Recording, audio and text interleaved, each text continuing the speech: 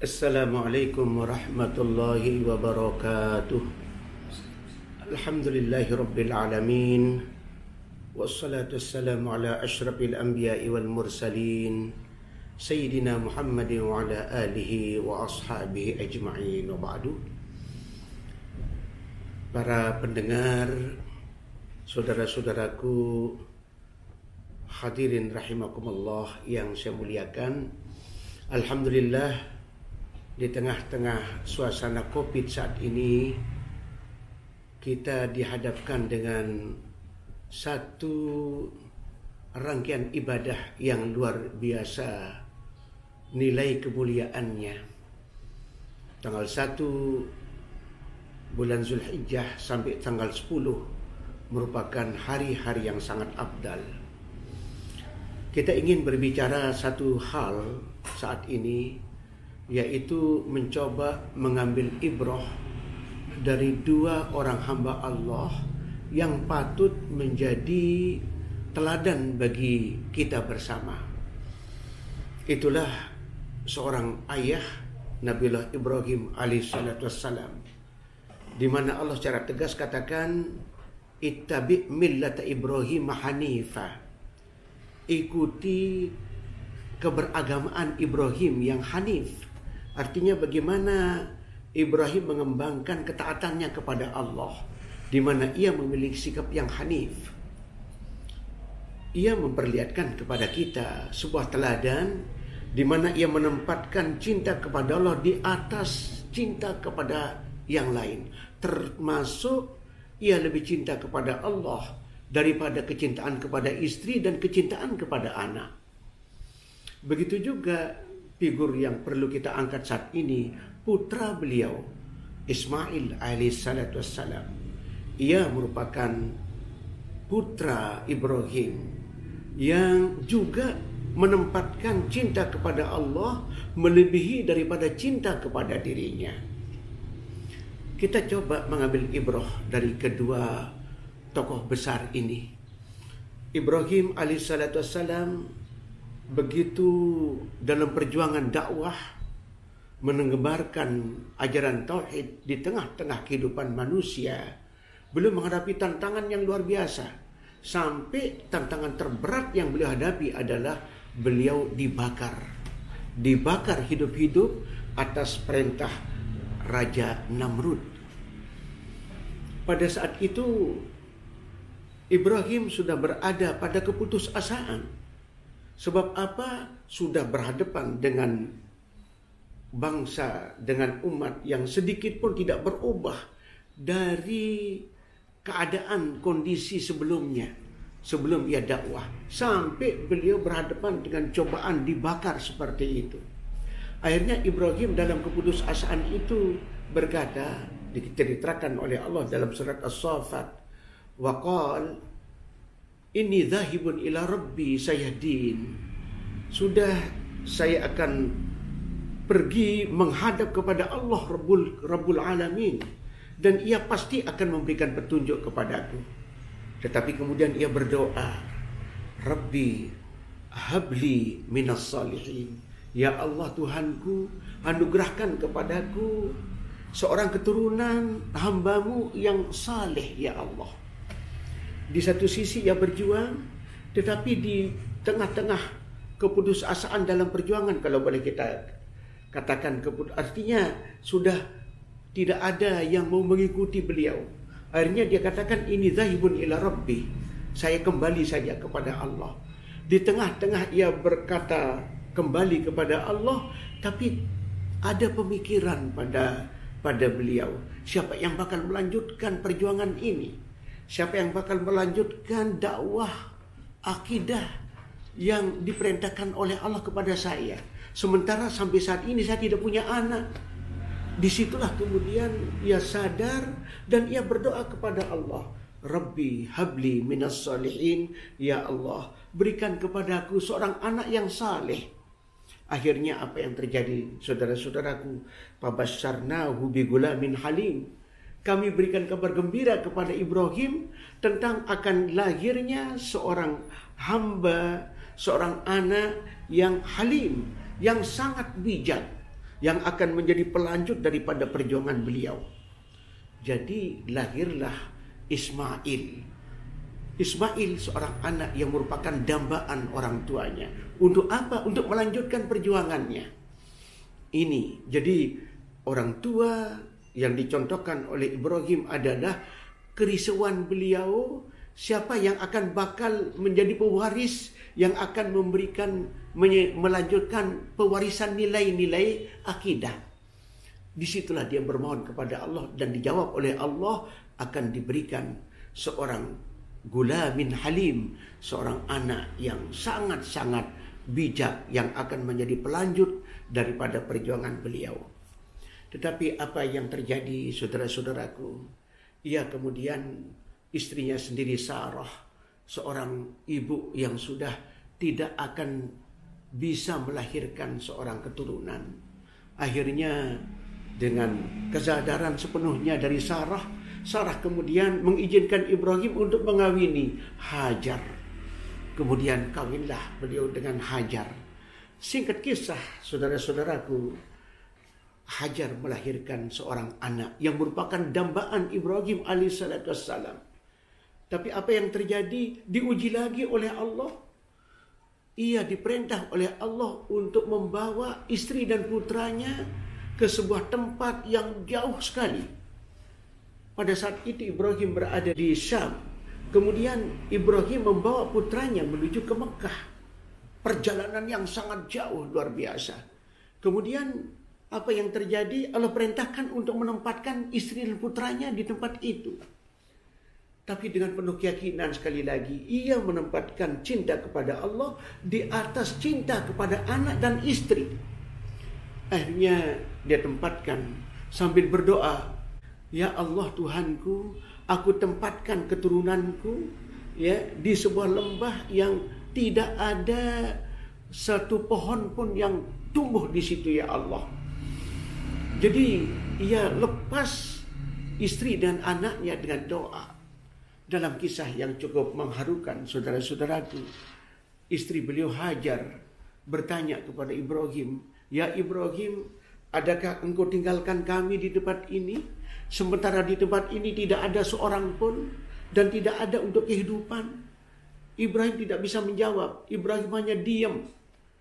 Tetapi kemudian Hajar melanjutkan pertanyaan kedua. Ya Ibrahim, adakah ini merupakan perintah Allah? Ibrahim mengatakan, iya, ini perintah Allah. Apa kata Hajar saat itu? Kalau ini perintah Allah, insya Allah Allah tidak akan menyia-nyiakan kami. Dengan keyakinan itu, Hajar kemudian ridha menerima keputusan Ibrahim yang meninggalkan beliau bersama anaknya. Inilah sebuah kisah yang luar biasa di mana hubbullah, cinta kepada Allah di atas segala-galanya. Kita bisa bayangkan saudara-saudaraku bagaimana seorang Ibrahim, bagaimanapun ia manusia, ia akan tinggalkan istri dan anaknya di tempat yang sepi, tidak ada satu pohon pun yang hidup, tidak ada manusia satupun di situ. Tapi kemudian Ibrahim berdoa seperti tadi, Rabbi inni askantu min dzurriyyati biwadin ghairi dzi zar'in. Ya Allah, ku tempatkan. Kemudian di ujung doa itu Ibrahim mohon kepada Allah, waj'al afidatan nas tahwi ilaih warzuqhum minats tsamarat la'allahum yashkurun. Jadi doa inilah yang menjadi satu optimisme Ibrahim, ya, bahwa Allah mesti akan memberikan penjagaan dan perlindungan kepada istri dan putranya. Ibrahim kemudian pergi meninggalkan Hajar bersama Ismail di tempat yang ghairi dzi zar'in, tidak ada satu pepohonan pun di situ. Maaf saudara-saudaraku, Ka'bah, Masjidil Haram memang sudah ada, sehingga Ibrahim dalam doa itu inda baitikal muharram, di sisi Baitul Haram, di sisi Masjidil Haram, padahal belum terwujud dalam bentuk bangunan. Disinilah para ulama katakan dari doa Ibrahim itu terlihat secara jelas bahwa masjid itu sebenarnya sudah ada. Sehingga ada ulasan para ulama bahwa Masjidil Haram itu, Ka'bah itu sudah dibangun terdahulu oleh para malaikat. Kemudian dibangun oleh Nabiullah Adam. Nah, kemudian nanti akan sejarah memberikan sebuah perjalanan kehidupan bagi Ibrahim dan Ismail akan membangun Ka'bah. Kembali kepada kisah Ismail, saudara-saudaraku rahimakumullah, Ibrahim kemudian meninggalkan istri dan putranya. Ia sangat merindukan. Setelah puluhan tahun, Ismail sudah bisa tumbuh berkembang menjadi seorang pemuda yang sudah bisa mandiri. Disitulah puncak kerinduan Ibrahim untuk bertemu dengan putra dan anaknya. Akhirnya Allah kabulkan. Tapi pada saat sebelum dia berangkat untuk mencari putra dan istrinya, ia bermimpi. Ia bermimpi menyembelih putranya. Masya Allah, ia akan melepaskan kerinduannya, tetapi di tengah-tengah melepaskan kerinduan ada mimpi. Padahal dalam pandangan para anbiya terdahulu yang dipegang oleh para ulama, setiap mimpi para rasul itu adalah perintah. Ya, merupakan wahyu dari Allah. Jadi mimpi menyembelih anak berarti perintah untuk menyembelih si anak. Akhirnya Ibrahim pun berangkat menuju ke Mekah, menziarahi istri dan putranya. Disitulah kemudian terjadi dialog. Ismail sudah tumbuh berkembang menjadi seorang pemuda yang sudah bisa mandiri, sudah bisa melakukan aktivitas-aktivitas sendiri. Tapi pada saat pertemuan dengan putranya, justru di tengah-tengah ia melepaskan kerinduannya, ia kemudian kemukakan apa yang diyakini itu sebagai perintah Allah. Disitulah dalam surat As-Saffat Allah ceritakan apa yang dikatakan oleh Ibrahim kepada putranya. Falamma balagha ma'ahu sa'ya qala ya bunayya inni ara fil manam anni azbahuka fanzur madza tara. Qala ya abati if'al ma tu'mar satajiduni insyaallah minas sabirin. Sebuah pertemuan yang diawali oleh keinginan melepaskan kerinduan, tetapi justru pada saat seperti itu turun perintah Allah. Falamma balaga ma'ahu sa'ya, tatkala Ismail sudah sampai ke usia di mana ia mandiri, kemudian disitulah Ibrahim berkata, ya bunayya ini ara fil manam anni azbahuka. Saya melihat di dalam tidur saya menyembelihmu, hai anakku. Apa kata Ismail? Ismail sebagai anak yang mampu menempatkan juga cinta kepada Allah di atas kecintaan pada dirinya. Apa jawab beliau? Ya abati if'al ma tu'mar. Kerjakan apa yang diperintahkan kepada engkau ya anakku, ya bapakku. Satajuduni insyaallah minas sabirin. Engkau akan dapatkan saya sebagai hamba Allah yang bersabar. Pada saat itu tidak sekedar satu ungkapan ingin menyembelih, tetapi kemudian harus melaksanakannya. Disitulah Allah ceritakan kepada kita bersama. Falamma aslama wa tallahu lil jabin. Tatkala Ismail sudah bersama Ibrahim berserah diri kepada Allah untuk melaksanakan perintah Allah, Ibrahim pun membaringkan putranya di pelipisnya, yang kemudian segera akan menunaikan apa yang diperintahkan oleh Allah. Dalam sebuah riwayat, Ismail sempat berkata kepada bapaknya, ya bapakku, supaya engkau jangan sampai gagal melaksanakan perintah Allah dengan melihat mataku, maka tutuplah mata saya, bapakku. Kemudian tajamkan pisau yang akan dipakai untuk menyembelihku. Ibrahim pun melaksanakan itu, ditutupnya mata Ismail. Kemudian pisau sudah menempel di lehernya. Sudah akan melaksanakan perintah Allah. Tinggal menggeser sedikit akan terputus leher Ismail. Pada saat seperti itu Allah kemudian berfirman kepada Ibrahim, wa nadainahu ayya Ibrahim qad saddaqta ru'ya inna kadzalika najzil muhsinin. Ya, kami panggil Ibrahim, kata Allah, hai Ibrahim, sungguh engkau sudah betul-betul membuktikan, melaksanakan apa yang engkau perintahkan lewat mimpi itu. Kami sesungguhnya akan memberikan balasan terhadap semua orang yang berbuat baik.